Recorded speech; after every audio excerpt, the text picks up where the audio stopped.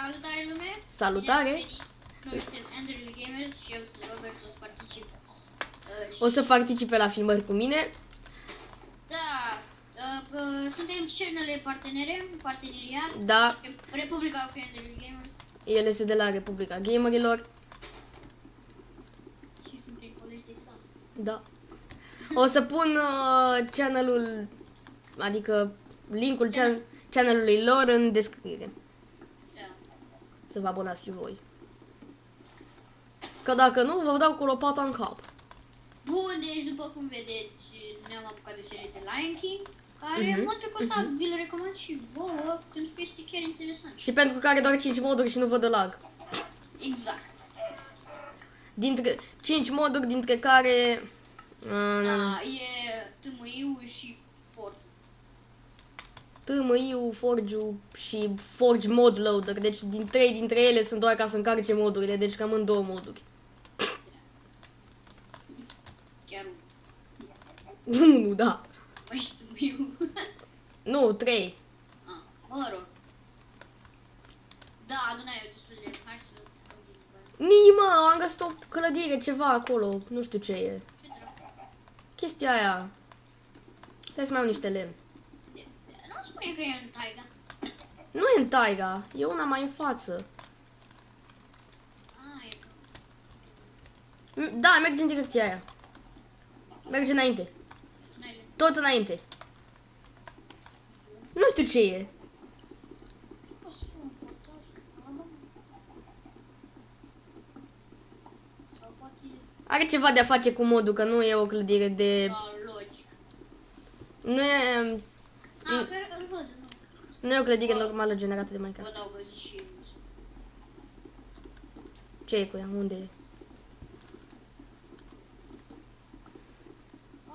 Nu, ce să-mi faci pe aici. Stai puțin. O să fac aici niște crafting-uri. Ticket Lion, what the fuck? E un leu aici. Ce dracu? Give me a gold diamond. Trebuie să-i aducem un lingou de aur. Da.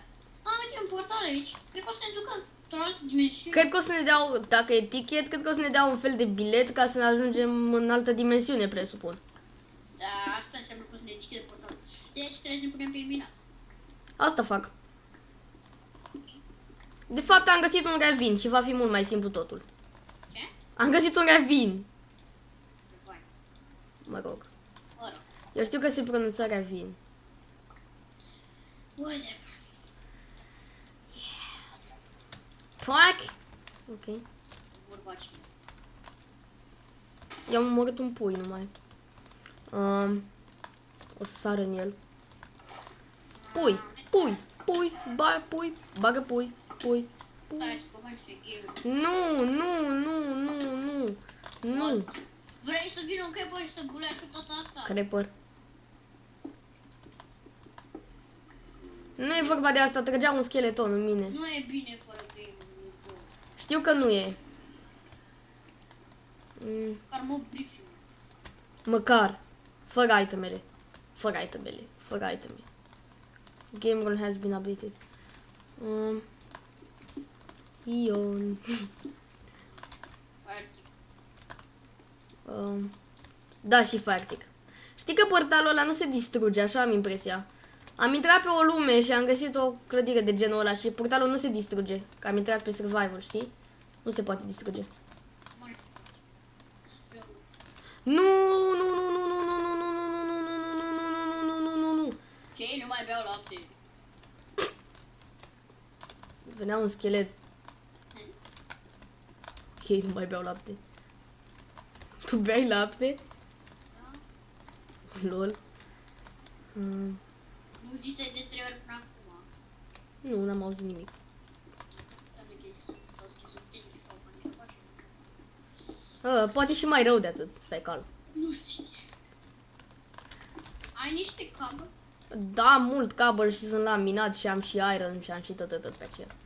Cred că o să găsesc gold curând. Vrei zic că-ți bun de cum puteai cu pe Cu ticket ăla.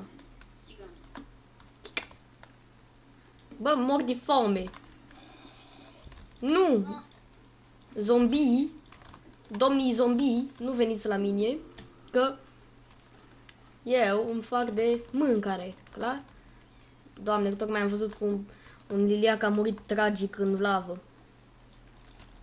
Îți vine și să plâng. Era o ființă atât de vinovată. Și atât de nervant. De ce a meritat asta? Pentru că n-a meritat. Lol. Logic. Adică, serios, trebuie să avem o teorie hexagonală pentru toate chestiile astea, altfel nimic nu va merge în viață. Dacă nu ai o teorie hexagonală, ești ca și pierdut și în afaceri și în orice în viața asta. La revedere, domnule. Bine. Este logic. Să găsești niște gold. Am găsit iron și o să-mi fac un iron pickaxe ca să găsesc gold și să caut și să minez și să fac. Punct. Punct. Punct. Ok. Ironie. Ironie. Lăsai. Craft. Aveam deja un crafting sau chiar 2 sau chiar 3, nimeni nu știe. Sau chiar 2 sau chiar 3, nimeni nu știe. Acquire hardware. Mă, pe cum e destul de... Știu. Da, fiindcă e mai simplu și e de înțeles și pentru toți nubii. Da, față de Tekken sau nu știu ce. Feed the beast. Da. Adică de asta mă și joc și Attack of the B-Team, că e, deși înregistrez în engleză, e mai simplu până la urmă. E chiar așa de greu. Are 111 moduri el, dar totuși nu sunt. Și vreau să mă apuc de vrăjitorie, deci cel mai mișto mod e ăla cu witchery. Iar e șmechior. Tekken patch. Iron Sword. Trebuie să... Eu deja sunt la minat de mult și am găsit o tonă de iron și am găsit o tonă de lucruri și am găsit o tonă de gold. Dar nici un pic de gold. Dar o să găsesc și de la curând. Ne prăjești. Sunt la level 39. Deci când o să intrăm în dimensiunea aia, cred că o să fie mai multe chestii. Logic. Sigur e o dimensiune nouă? Da. Ok, o să pauzez videoclipul puțin aici. Ok, am revenit. Am luat Da, o să... o scurtă pauză publicitară, a fost necesară. Bă, să punem... Încheiem episodul când avem gold ingot. Nu-l încheiem când deschidem portalul.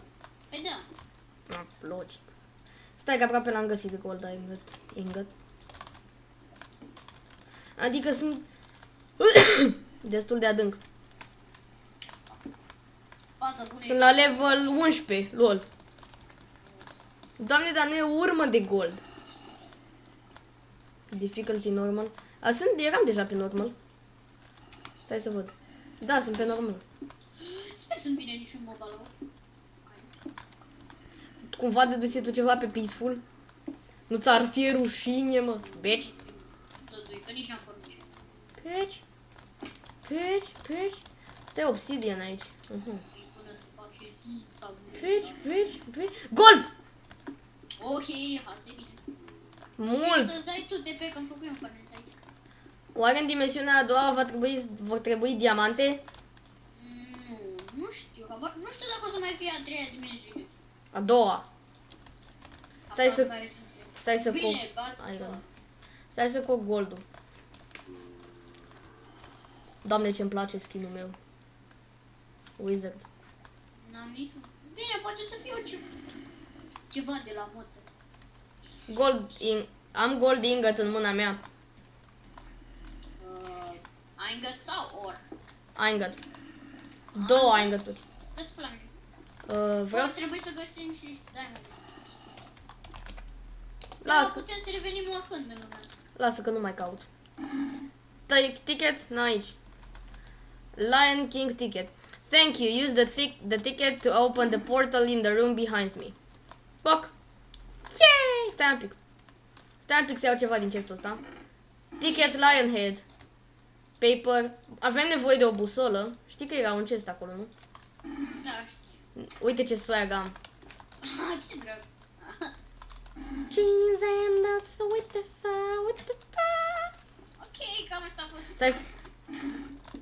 Da. Cam asta a fost pentru episodul ăsta. O să continuăm în Glowstone. următor cu intrarea în acest portal. Episodul următor va începe cu intrarea în portal, da? Exact așa cum a zis Robert. Acest loc Portal. atât de mult suspans, nimeni nu va ști ce. Întâi trebuie să demolăm toată clădirea asta. Demolare! Să luăm și torțele. Griffing. Bine, hai! Ok. La Nu revedere. uitați să dați subscribe dacă v-a plăcut, dați like, dacă nu v-a plăcut, dați 2 like-uri, nu uitați să dați share la toți prietenii voștri. Și cam atât a fost, ne vedem pe data viitoare. Pa!